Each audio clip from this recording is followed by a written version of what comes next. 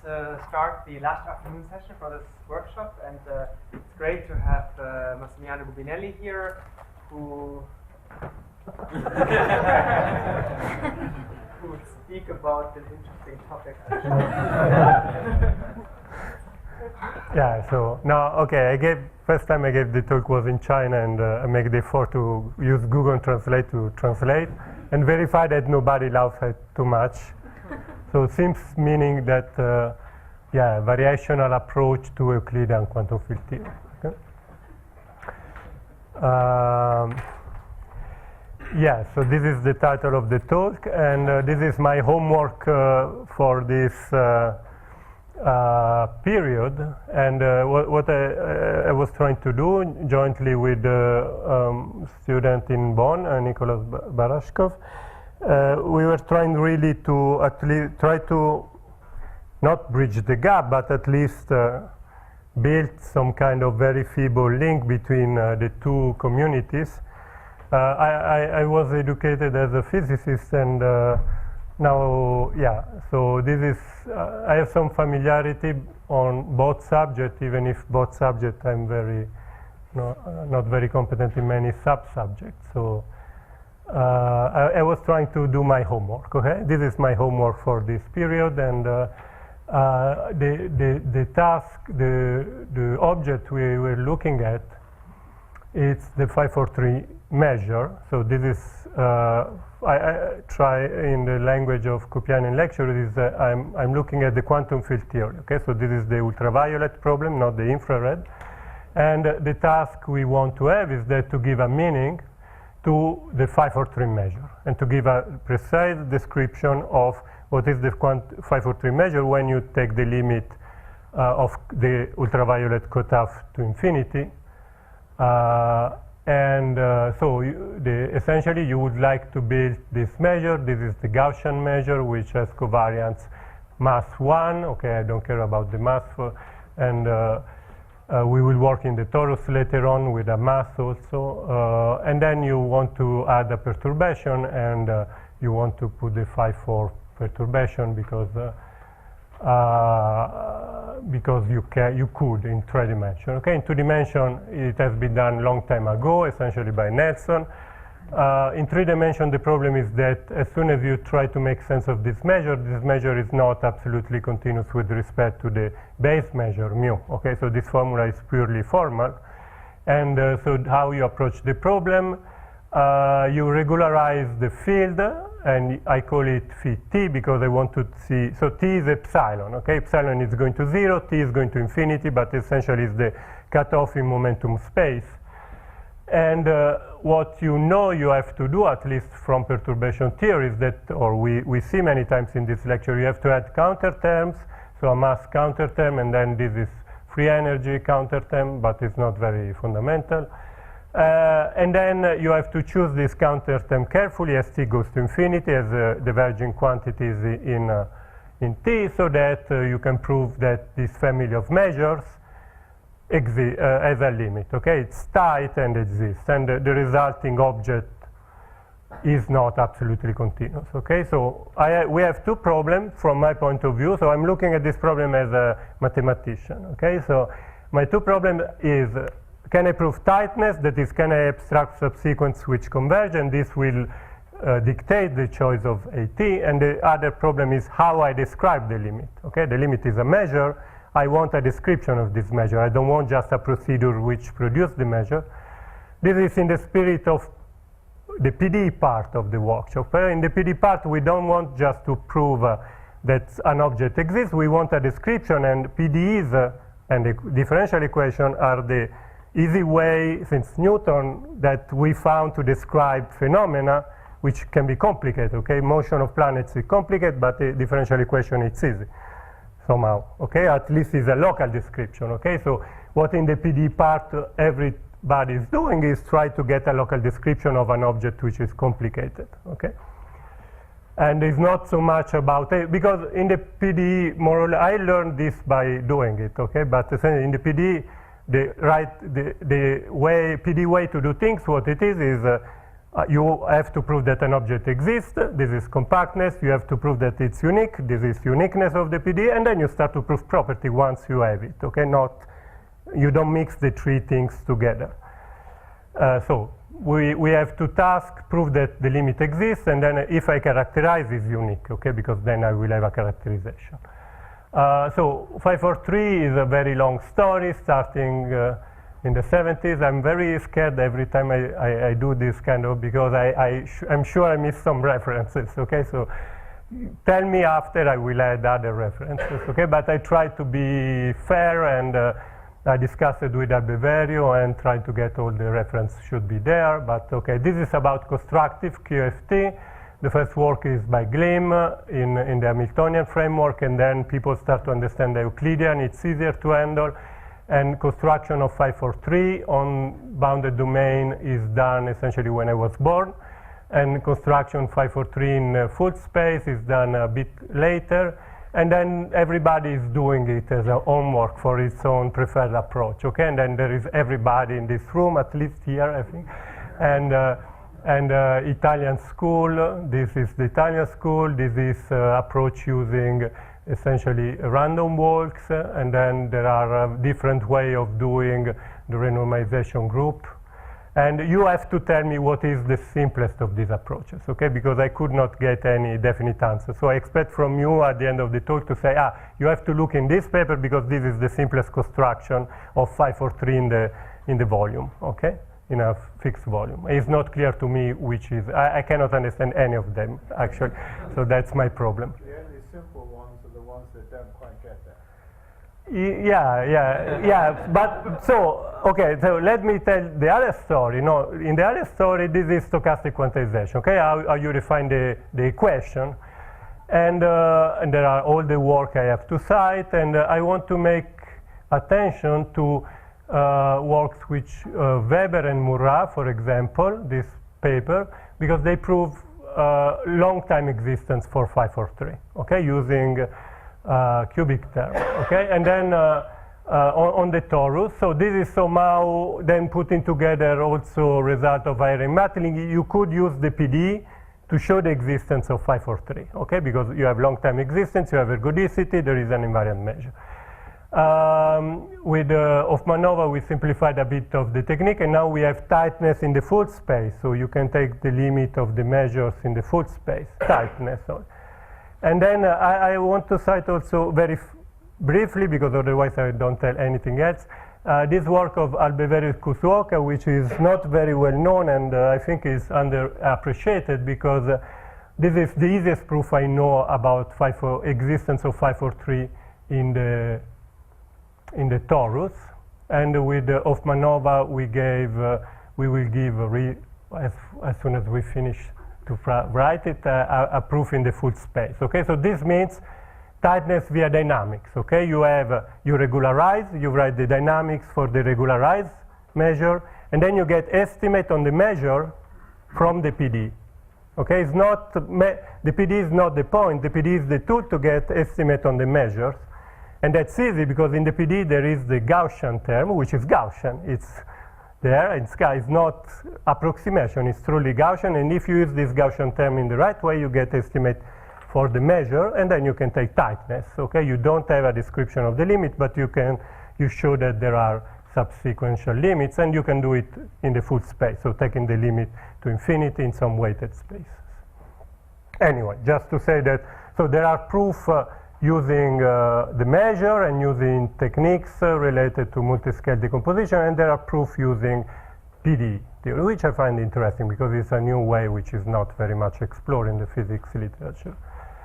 And then I try to bridge the two. Okay, so I will start from equations, and the equation I want to consider first is the description, when you move, we see yesterday 2 or 3 times at least that when you move, and essentially all the incarnation of renormalization group is either this kind of flow equation, which we saw yesterday, or like the discrete version, okay, where you integrate slice of fluctuation by slice, which would be some discrete version of this. This is the effective potential, and then you integrate part of the field I'm not following the canonical convention in the other community, but essentially, okay, this is what you're doing, is that you have a potential, you put fixed field, then you integrate the fluctuations, and you try to do it continuously in time instead of doing slice by slice, okay? And this produced this flow equation, which we saw yesterday in Knurrer talk, I think. Sorry? Ah, yeah, yes.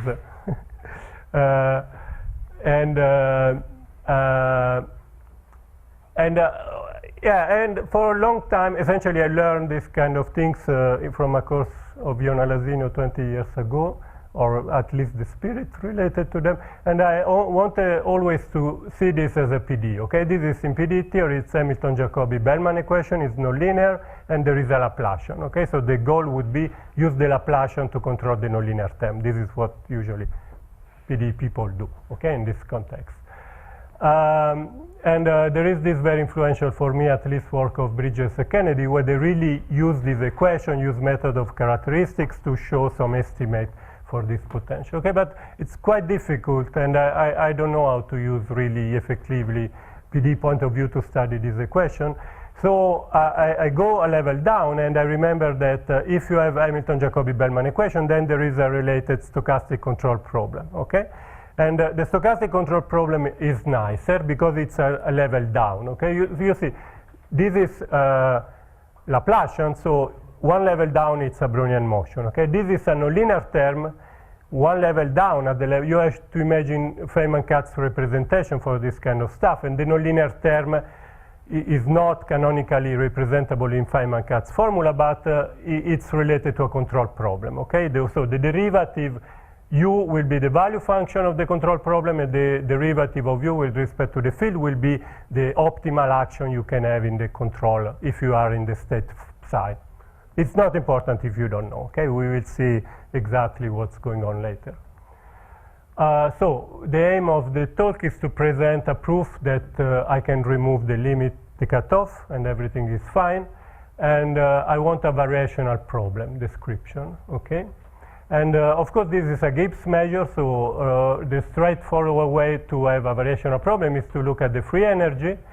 And then the free energy is just the optimal value of this potential of, this is now variational problem of measure. You take your preferred measure, you measure your distance from the Gaussian measure, and you add the potential. So you have entropy, you have energy, and you, in the balance, you get the Gibbs measure, which is exactly 5.4. So 5.43 with a fixed cutoff as a variational description, but I still don't know how to use this variational problem to control the limit, okay? So we need a more precise version of what is this entropy, essentially, okay? Because entropy here is too abstract to be used to control the energy and other way around. And in probability, there is this beautiful result, which I like a lot, is I find it very deep, that is, if you have a measure which is absolutely continuous to a Brownian motion, then this measure is always given by a Girsanov exponent, okay? So okay, you don't see the point, but Girsanov exponent is what you get if you solve a stochastic differential equation, okay? So the meaning of this theorem is that any measure absolutely continuous to a Brownian motion is the solution of an SD. Can be it has a complicated drift, but is the solution of an SD. And in particular, if you have this, so U is a way to parameterize this Renormalisation derivative if you want, okay? You have Brownian motion, and then U is an adapted process that is something which just look at the past of the Brownian motion, and then you have that the Renormalisation derivative, it's always, can be always written as the exponential of a stochastic integral minus what you have to do to make this a martingale, okay? And in particular, you can compute the entropy, because the entropy, you take the log, you take the expectation. This is not zero in the expectation, because under the new measure, x is not anymore a Brownian motion, but you get an explicit formula, okay? So the entropy is just the size of the drift you have to put to produce the new measure from the Brownian measure, okay? So this is key point, okay, because I will use this a lot after, so I think you have to stop me. You see here, at some point I introduce a Brownian motion. It's not in the picture above, okay? So in 5.43 there is no Brownian motion, And I need a Brownian motion because I want to use this representation of the energy. Okay, where you get the Brownian motion, later on. So then, okay, this result is okay, but there is even a better result. This is less known. This is called Bouet-Dupuy formula. It's from the 90s, and it's a representation of a free energy. So here now I'm in the Wiener measure context. Okay, I have the Wiener space, so the trajectories of a Brownian motion, and I have the measure of Brownian motion, and x is the canonical process. So under P, x is a Brownian motion. Okay. And now you take a function of the Brownian motion and you build this kind of Gibbs measure, and you want to compute the logarithm of this number. And this as a formula is an inf, it's not a minimum anymore, okay? And the formula is the following. So it looks like the previous one, okay? So essentially it looks, looks like this formula, because here you take the average of something, and then the entropy looks like this functional, but there is a subtle difference, okay? So take it as a formula which is like the Gibbs variational principle, where here you have the energy, and here you have the entropy, and the fact that there is so this is the Brownian motion measure, so x is a Brownian motion, then you have a drift, and then you have a cost. Now it has become a control problem, okay? You want to minimize this cost function, and what you have the right to choose is choose a drift, okay? You can slightly change the direction of the Brownian motion, okay, the dynamics of the Brownian motion according to the past. You have only the right to look at the past. This A means adapted, okay? So you look at the past of your Brownian motion, you can decide where to go, and the goal is to minimize, of course you want to minimize this F. This is because you have a minus here, so you want a minimum of the energy, but you have price to pay. The entropy can decrease, okay? So this makes your price to pay. And this is general, okay? For any Brownian motion, infinite dimensional, you have this formula, okay? And you get large deviation estimate. This is why it was built in the first place. This formula does not derive directly from here, okay? There is a subtle measurability problem, but this requires a paper, essentially, this formula is more useful than the formula you can get more naively. But okay, let's stick to this formula, okay? So I showed you that if you can have a Brownian if you can put your problem into the context of a Brownian motion, then you have a control problem formulation of your problem, okay? You say, will not work with random walk, okay? You have to have a Brownian motion, okay? Because this theorem is false with anything else. It does not work if you just take discrete random walk, okay? Because random walk between one step and another can do whatever it wants, okay? It's too complicated. But Brownian motion, it's infinitesimal, and in the infinitesimal time, you can do very simple things only, okay? So that's why having continuous time is important in this approach. So at this point, we will shift later on. So this allows me to look at the problem in different eyes, okay? The new eyes is that X is always a Brownian motion, okay? What you have to do is you have to find the optimal drift. You have to control in an optimal way your Brownian motion, and when you do it, you get the free energy, okay? That's the goal. And then you can have a pathwise point of view, okay? You have good terms, like this one, and bad terms which are inside here, and you can try to balance the bad term with the good terms. This we are going to do now. I give you an example, so just to see how you would use this formula, because we will use it in more complicated way later on. So this example, imagine your function. This is a function. It can be whatever you want, not differentiable, I don't care, okay, non-analytic, whatever. You require only that it has this property, okay, that when you make a shift, this I, this I up to the moment, just you give the U and you integrate the U. So U has only to be in L2, because the only requirement is finite. And when you integrate, we get a function of time which has derivative in L2, okay? So at least it's continuous, it's order continuous. This is quite nice. And then there is Brownian motion. So, but this cannot fluctuate has Brownian motion. Okay, so your control is limited somehow. You can never cancel the effect of the Brownian motion. Okay, this is the trade-off. Okay, so this is more important, and this is some perturbative contribution. So you can start some kind of perturbative argument. Okay, because whatever counts more here, it's x, and then you have something else going on.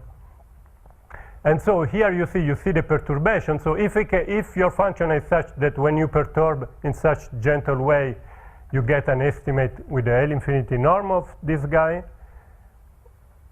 which can be estimated with the L2 norm anyway. Then you can do, for example, you see this is my variational description, then I use my Lipschitz kind of estimate, and then you see that, and lambda is arbitrary, okay? I take a parameter lambda which can be large. And then you see you have something like this. This is quadratic, this is linear, it's done, okay? This can be bounded, surely can be bounded above, okay? Because when you want the inf, so you want to show essentially, sorry, this is the soup because I changed its sign, okay? So you want to show that this cannot explode, whatever you take, okay? And then this is quadratic and keeps this away from exploding. And you can prove an estimate like this. It's not very important, but the idea is that you see this estimate tell you, for example, that the functional f has Gaussian tail, okay? Because when you look at the Laplace transform, you get this decay in the square of lambda. And this can be converted in a probabilistic estimate. So this has nothing to do with quantum field theory, just a way to how to use this functional. And this means this is a theorem which is well known. It says that Lipschitz perturbation of functionals of a Gaussian random variable have Gaussian tails. Okay, this is a standard theorem, which is not, it implies hypercontractivity or something like this. Anyway. Is L arbitrary? L is the Lipschitz constant. It's lambda which is arbitrary. Okay, so lambda is arbitrary. So if I know this estimate for any lambda, it tells you that f cannot grow as Gaussian tails. Okay, because you see it's exponential of lambda f goes like exponential minus 1 lambda square f. Okay, but I want to tell you. So what is the point of this? Why I show you this example? Because this result comes not from a probabilistic estimate. You don't have to do any probability to have this result. Okay, this I never use this expectation here. I'm just using the fact that here you have u square, here you have u. This is part for any u. I can bound this above by a fixed constant. When I have a fixed constant, I can take the soup, and I don't have to take this expectation play no role here. Okay, so this is a pathwise argument. This is where PD come into play, because you want to do pathwise arguments and only use probability when it's needed, not when it's not needed. Okay, so you see, once you have this representation, this result that this object has Gaussian tails comes from a deterministic estimate, does not come from a probabilistic estimate.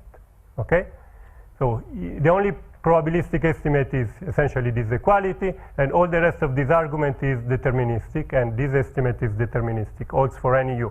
Has to be the case because u is, you have to take the supremum over u. You see, so in this game, what you want to do is that you want to be as implicit as possible. You don't want to look what is u, what is the optimal drift.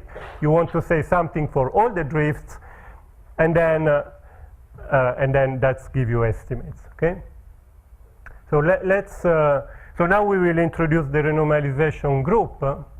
This renormalization group picture where you have scale by scale fluctuation, and I want to do it in the continuum. Okay, so in the discrete setting, you just add fluctuation fields in any scale, and it's a random walk because you add independent random variables. Okay, here I want to do the same in the continuum, and I'm not rescaling the fields, so the different fields they fluctuate in different scales.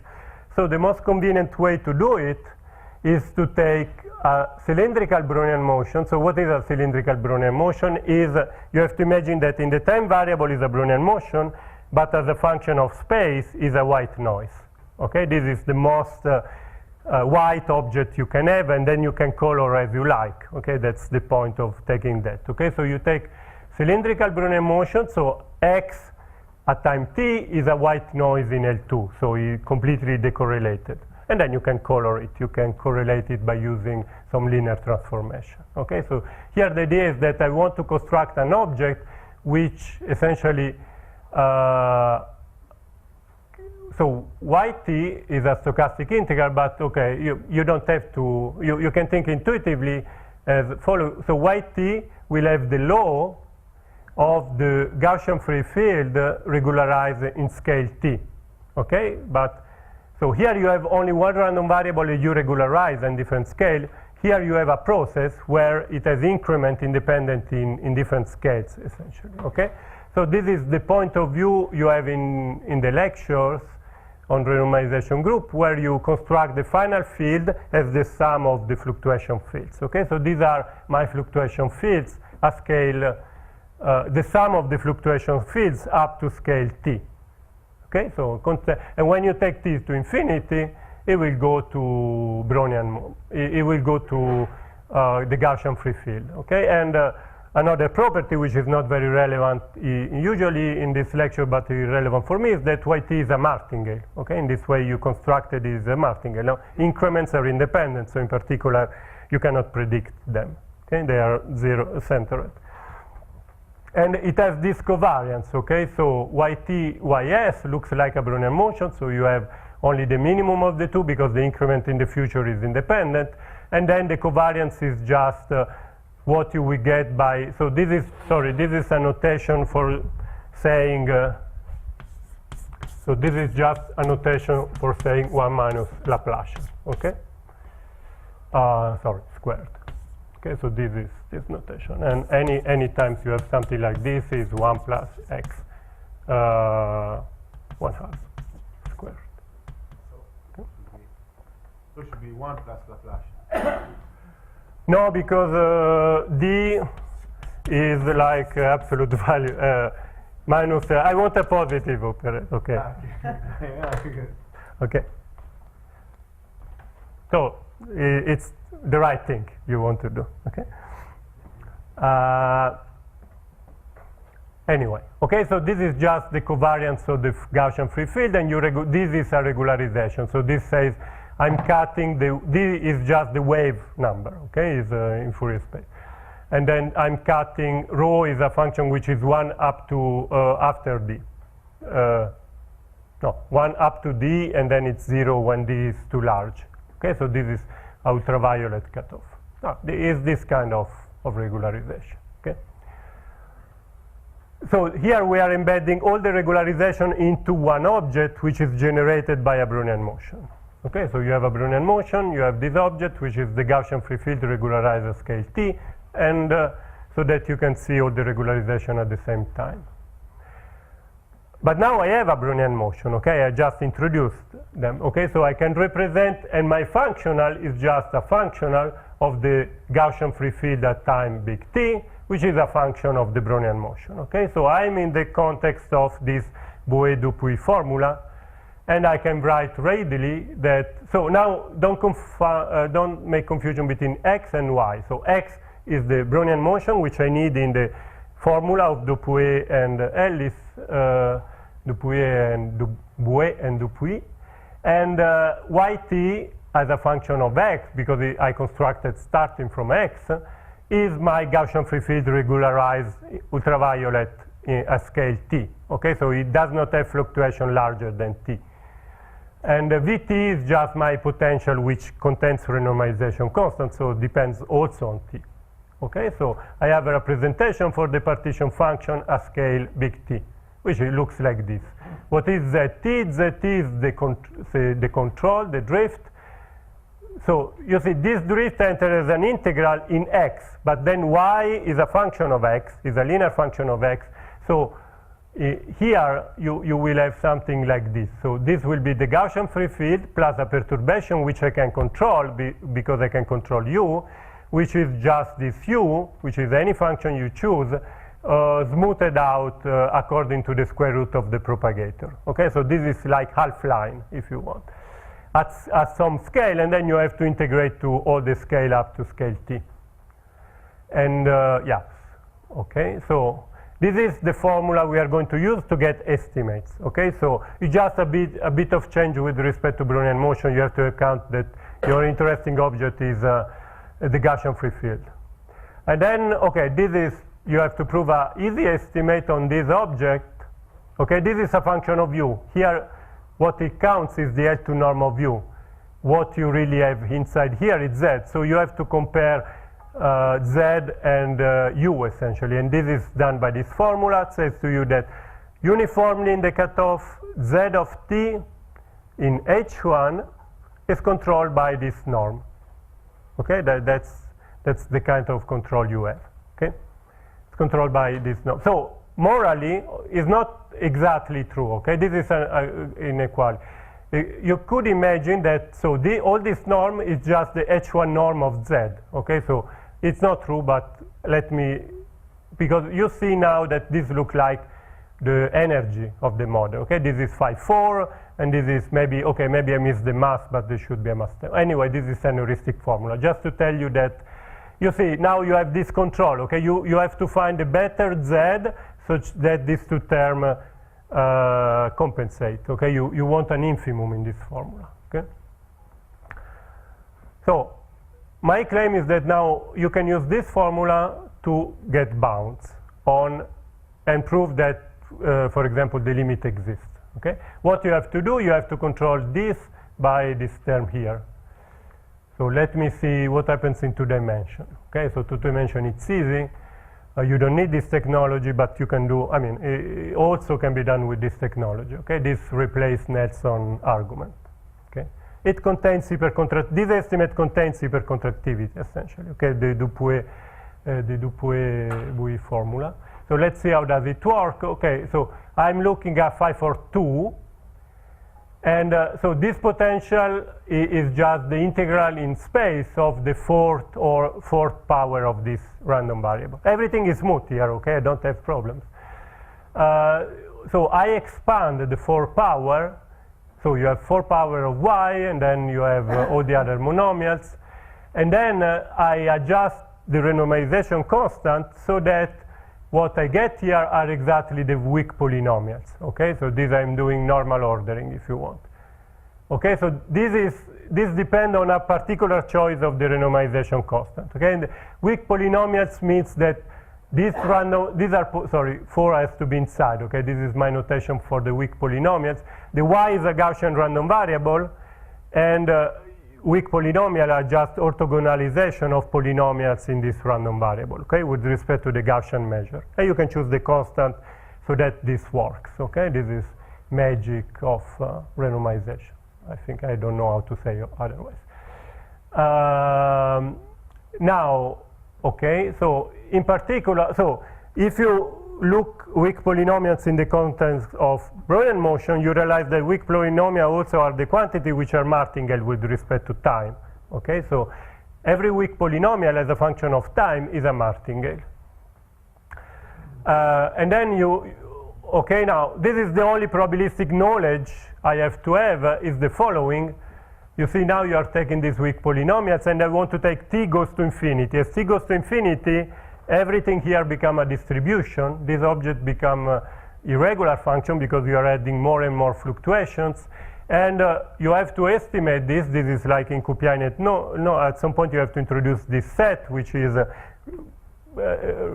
E, which control the regularity of the stochastic term. And here the language is the following: almost surely, so for any realization, these random variables are continuous in time in value distributions, and kappa is just a small number, a positive number, so it means that each of these weak polynomials is just a very mild distribution, okay, of regularity arbitrarily small, negative but arbitrarily small.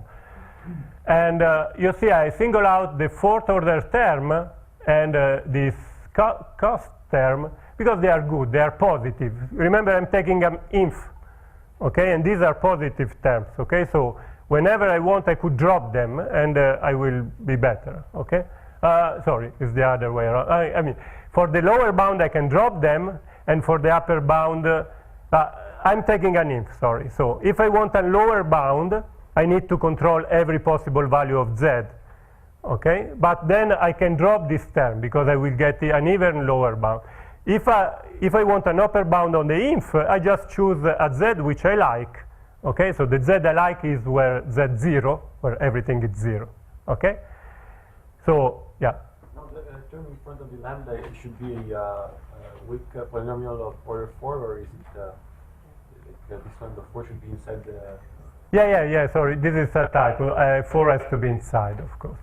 Actually, here you don't care, because this term does not depend on z, so whatever it is, you don't care, because you cannot optimize this term, okay?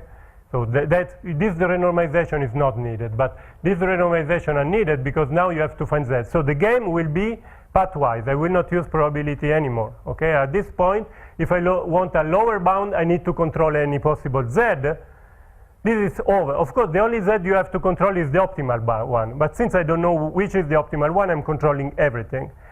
And if you want an upper bound, you just plug in a z which you like, and this will give you an upper bound. So if you can get a finite upper and lower bound uniformly in T, you won. Okay, you get bounds.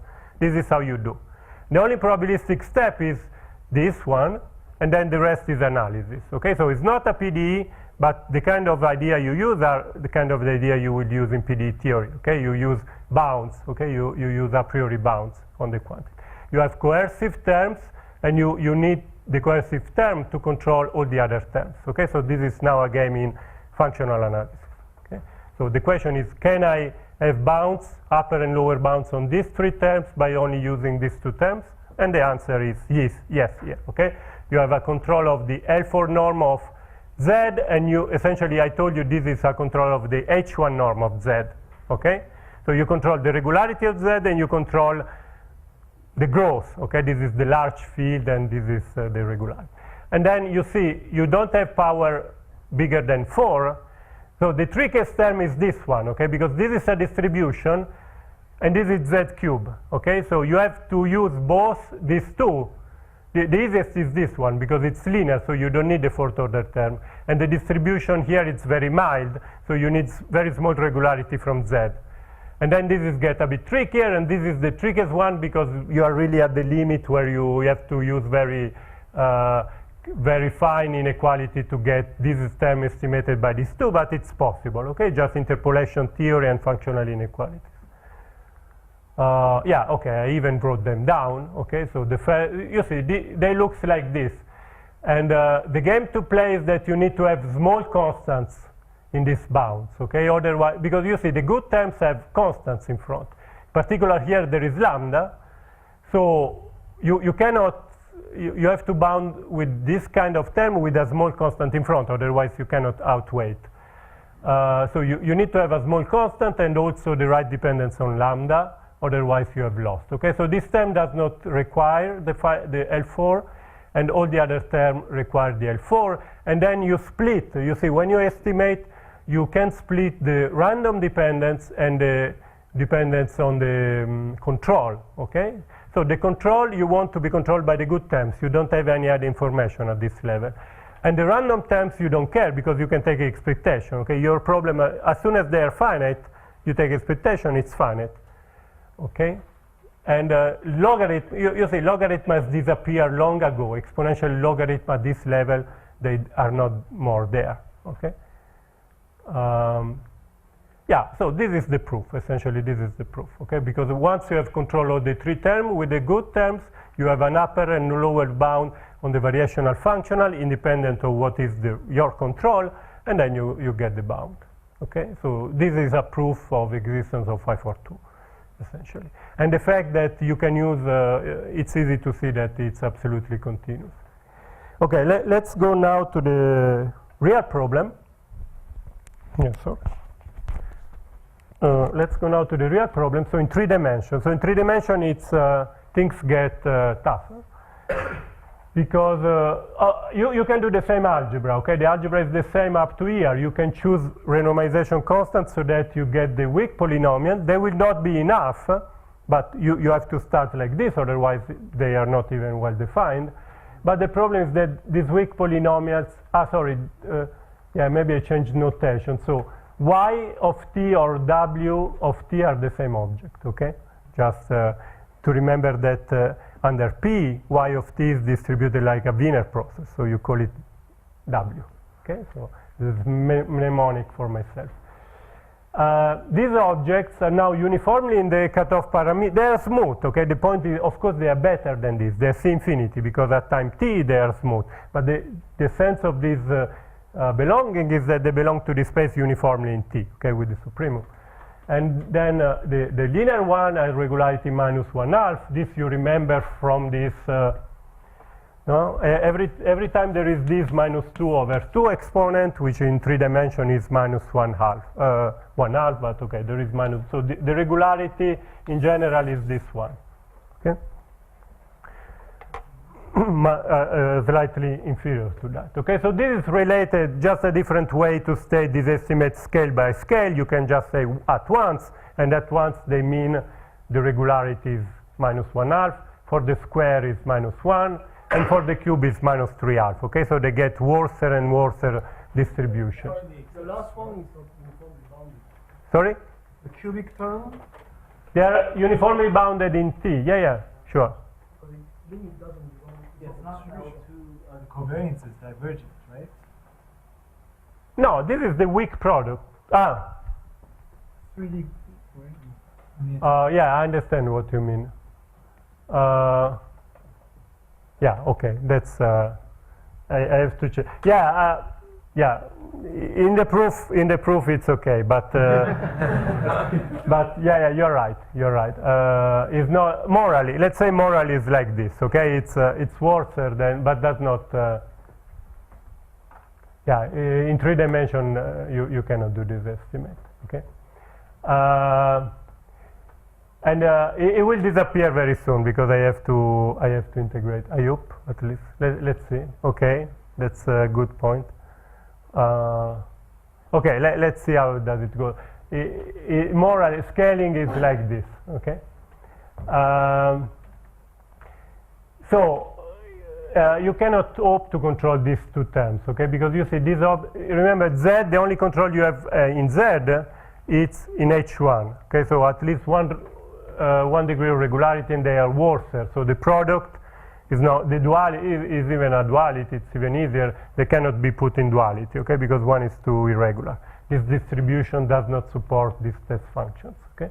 So they are not well defined. It means, what does it mean in practice? It means that if you choose Z good enough, you can make the infimum minus infinity, okay? This is what means in practice, okay? Remember, you have this variational problem, okay? So if you don't have them under control, it means that I can choose Z to make this quantity very, very negative, okay? Which I don't want, because I lose control of one of the two sides. And moreover, from the perturbative analysis, you already know that there are other weak ordering does not suffice, and you need to renormalize even more, and so this leave behind some more. So this term you can choose. You can choose gamma t, so that this still have a limit. You have more freedom. Okay. So what is now the idea? Okay, so this is the key idea now. So what you do, these terms are not under control. Okay, that's no, you cannot do anything now. You cannot be smarter in the estimate. They are not under control. So what you want to do, you want to eliminate them from your picture. So the idea is that I want to cancel these two terms. Okay, so the idea is that I want to use, the only thing I can use is the drift. So I want to use a drift which compensates for the irregular part of these two terms. Okay, so it means that imagine they are diverging, so this object has to diverge in order to compensate for these two objects. Okay, the first one, it's easier, it's linear in U. Z, it's linear in U. So you just want to complete the square here. Okay, for the second, it's a bit trickier. You have to linearize and then you complete the square. But the idea is that now you take the good term, this one, and you take these two, and you try to find a U which compensates for these two, okay? And the choice, so it has to compensate for the cubic term, and it has to compensate for the quadratic term, so this is the way I use to indicate the weak products. And yeah, and you have to add something, Okay, so let me not enter into these technical details right now. Okay, you have just, this has to happen at scale S for any given scale. Let me make this choice of U. Okay, so I choose a U, a drift, which has this specific form. You may neglect this for the moment. Okay, the first one is very easy. You have this Brownian motion, you construct the cubic power, and then you write a U, which is this cubic power modulated somehow, plus an additional drift. Okay, I want still to control, want just the somehow the most irregular part of the control looks like the cubic term. If you do like this, the cost function, now you put this form of U in the cost function. So this is a change of variable. Instead of using control U, I want to control with W, and W has this form. And if you plug into the square, then you generate some square like this, and some the new cost function in W, and a mixed term, which contains a term which is linear in W cube and in Z. Okay, the Z dot is the derivative of Z. Okay, because U and Z are related by a derivative essentially. At this point here, you integrate. So the idea now is that if I integrate this by part, you cancel the bad terms. Okay, and you remain with something which is slightly better, and the cost function. Okay, this is the key point. Okay, you have to do this, so you have to introduce somehow some singular drift. This means, you see, this structure, by the way, you don't appreciate Fourier, but it's the same structure you have when you look at the stochastic quantization equation. Okay, in the stochastic quantization equation, you remember you introduced various trees, especially when in the lecture of Lorenzo, there were this tree, there were that tree, and then there were this tree. Okay, and there were many other trees. Okay, and then the solution was given by this plus that plus something times that. Something like this, okay, or more or less. So means that the real solution of the stochastic quantization, no, it's not the same phi. I don't. Yeah, okay, because okay, it was something like this, okay, but this means that this was the value of the field, something like this, okay. Yeah, because I don't know very well regularity structure, that's my problem. Okay, so let me say I don't care about this. Let's say there is something here. The moral, which I understand from a physical point of view, means that the field you get as a solution is the free field plus this quantity, this random field, plus a perturbation of this random field. Okay. Here is the same. Okay, of course there is no equation, but the structure of regularity of the solution has to be the same because they describe the same invariant measure. So here the structure is you have the free field. So remember, okay, this is always y plus z. Okay, so y is the cherry, is the free field, and then you have the cubic term here propagated somehow. Of course here is different because you are propagating along the scale, not in time, but it's the same kind of idea, plus a perturbation of the quadratic term. Okay, so the structure is exactly plus higher order terms. Okay, you try to reproduce. This is somehow the OP, the small scale structure of the full field. Okay, the field is not the free particle field, is covered, so there are particles around and around of different kinds, and they arrange in a very specific structure. So this is the change you have to do to be more similar to the interacting field, okay? Using bare fields, essentially. This is my interpretation, then do it whatever you want with it.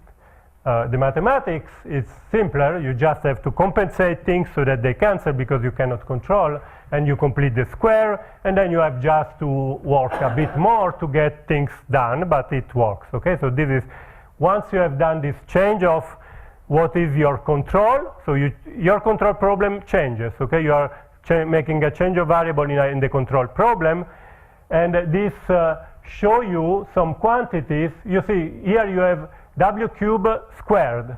Okay, this quantity become infinity because correspond to what the quantity you already seen in many pairs. Okay, if you take this and you take the square, okay, if you take this and you take the square, and of course this can do that, and you are in trouble. These are logarithmic divergence. You have to cancel this logarithmic divergence.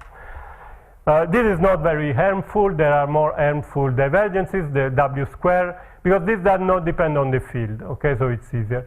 But there is the logarithmic divergence of, you see here you have W square squared. So again, it's something like this, and then there is something of this flavor inside, and this you have to sorry.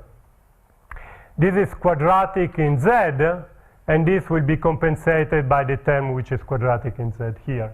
Okay, so now you have to choose the gammas in such a way to cancel what you produce by this full square here.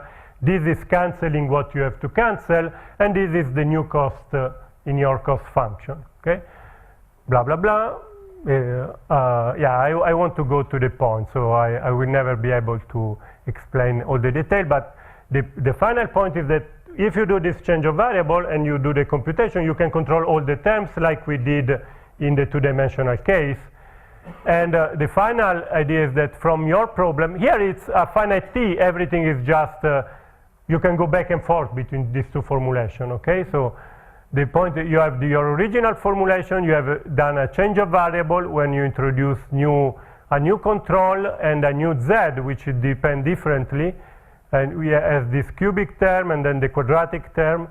And then you have a new control problem. And this new control problem can be taken to the limit in t to infinity. Okay, so means that in a way that makes sense. Okay, so I have this variational characterization. I take the limit. Yeah, okay, this is to gamma convergence, but this is for mathematician. Okay, so we can take the limit without caring how we do it. And essentially every term has a limit, and the variational problem also is the limit of the limiting variational function. Okay, so you have a description of the Laplace transform. Now I added an additional source term, and you can take the limit with the additional source term. So you have the limit of the Laplace transforms, and the limit of the Laplace transform has a specific form where you recognize the fourth order term is there. Yeah, this is how the external field coupled to the field, because the free field has average 0, so it does not count in this coupling. And then there are other terms which, and the cost function. Okay, so it's a renormalized variational problem, and the free, yeah, and you have a description of the fields essentially inside. There is a formula, okay, for all this. This is the complete description of this variational problem. Okay, just to show you that it's there. And it can be controlled, and the gamma has to be chosen logarithmic in the scale. And yeah, so this is, I think I finished. Okay, so this is the final slide, which was, so the message is, if you do in this way, you not only can control the limit, but you have a description of the limit. Okay, I can tell you, if you give me a function f, okay, I could try to compute what is the value of I mean, this is the only way I know how to describe a non-Gaussian measure. I mean, a non-Gaussian measure which is not absolutely continuous with respect to a Gaussian measure is not quite easy to control. So this is a description which is, you have to take an infimum, but it's able to describe a measure which is not absolutely continuous to something you know explicitly somehow to control. Okay, I finished. Sorry. Thanks.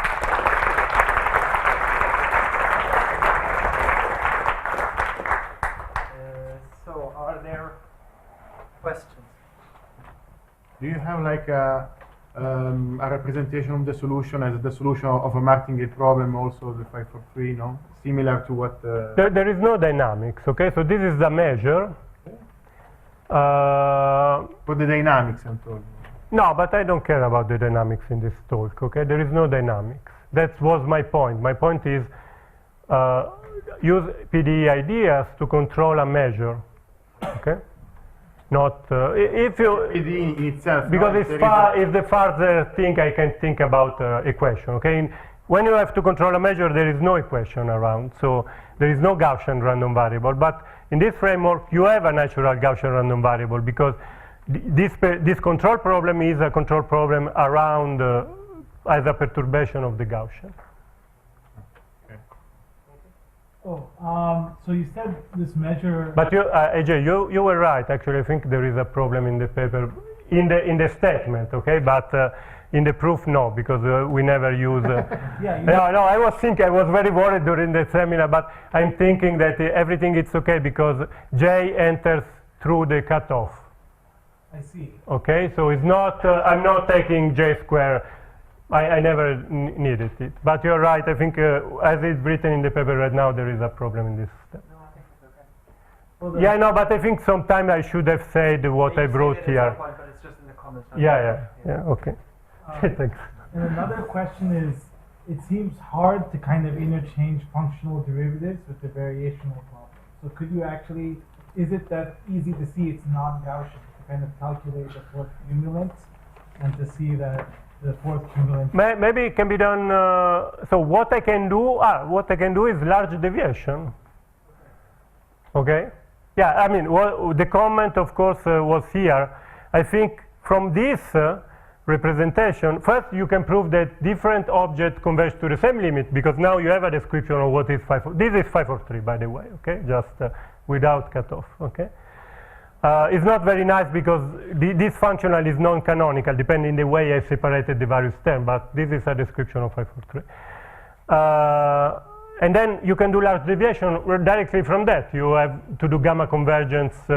You have a small noise, and you can write the large deviation function, by the way, which was already, I don't know, maybe for 542. You did with Martin some large deviation. For the dynamics. Yeah, I mean, you can do, and also you can prove weak universality, I think. It's not done, but students will soon discover that. That is, I can start, so what is weak universality for us is that you can start here from a potential, from some Vt, okay, so this was the initial potential. Now I take an arbitrary C9 function, and then you have to scale inside and outside appropriately, so with some power of t. I don't remember the right one, but then the limit, I want to see the same functional in the limit, okay? So this will show that irrelevant perturbation at the level of the microscopic does not affect the limit. What is not done yet is really, I would like to really, so this should be a solution of the limiting of this equation, okay, if there is some justice, of course. I don't know in which sense, but then what you really maybe want to do is to put this external field, because then you want to prove like dynamic programming principle, okay? Dynamic programming tells you that if you optimize from 0 to infinity, is the same thing as optimizing from infinity and subscale, and then optimizing what remains. And this will make appear the scale-dependent potential, okay? Because this will make appear. I mean, this ut does not appear in the final formula. I give you just the formula is for u0, and to have a formula for ut, you need to introduce this additional field. But I think it could be done. Yeah. I don't have any paper with Bridges and Slade in 19. Yeah, I should check. What is this? You have a paper together. No, I think, yeah, I don't know. I do have a paper with Renormalisation in 1985. I don't remember. So you didn't wrote anything. Okay, I'm sorry. No, but I think this is morally because I think it's a moral paper. Oh, my brother's paper. No, before, yeah, that's why I wrote the letter because I wanted to make difference between. Earlier. No, but okay, this is about, I think the first paper about stochastic quantization I found is really this one, which surprised me because it's never cited, but it exists. But yeah, about dynamics, the dynamics. Yes. Yeah, There's a paper with Renormalisation. No, Massimiliano, you never cite that paper. You are like those who change religion, and you are more rigid. Yeah, no, I don't. Yeah, you see, I got it wrong another time. I know that paper, of course, but I don't know why I didn't cite it. Sorry. Yeah. Yeah, I'm sorry, but I think, is before this? Yeah, 84. No, when is 85? Yeah, I'm sorry. I will update it. We coded martingale formulation. I know. I mean, Jon explained me this paper. I have your notes. Yeah. I wrote notes, so I cannot claim I don't know. I don't know why I didn't cite it. I know. Sorry. Yeah. Okay. Yeah. Whatever. Sorry. So I have just actually not a question but a comment, that when we were reading your paper we were really wondering why the drift that you introduced there kind of looks so similar to the solution of the SPDE, because you have some of the very similar structure. No, but because it has to be like this. No, I mean, the solution of the SPDE, it's true that is the solution of SPDE, but since the SPDE has this invariant measure, it means that the phi-fold field has to have this structure. It's not the same Gaussian, but the regularity, there should be this grading in different regularities, and somehow this has to be the cube of some Gaussian. Now, the Gaussians are different, but the structure of the field has to be the same. That's why this is what was having, for a long time I tried to get an equation. You see, in a stochastic analysis, how you describe a measure. Either you write it absolutely continuous with respect to another measure, or you write it as an image of some transformation against some measure. No? So in stochastic analysis, we can do Girsanov transform, so you can write the law of a process as a derivative of the Brownian motion, as a Radon-Nikodym derivative of the law of the Brownian motion, or you just solve the SD. And the solution of SD are more powerful because you can write also non-absolutely continuous function as solution of SDs. Okay, I mean, if I take, I don't know, if I take, yeah, whatever, another time. So I think perhaps, just a brief comment. About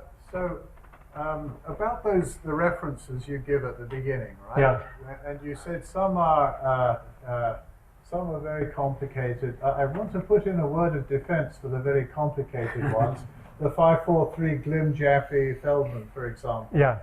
The thing is, we all feel, including you, and quite correctly so, that when we take a continuum limit of a measure that looks like it should be 543, and we show that it isn't Gaussian, we feel pretty pleased with ourselves. Yeah. Very good.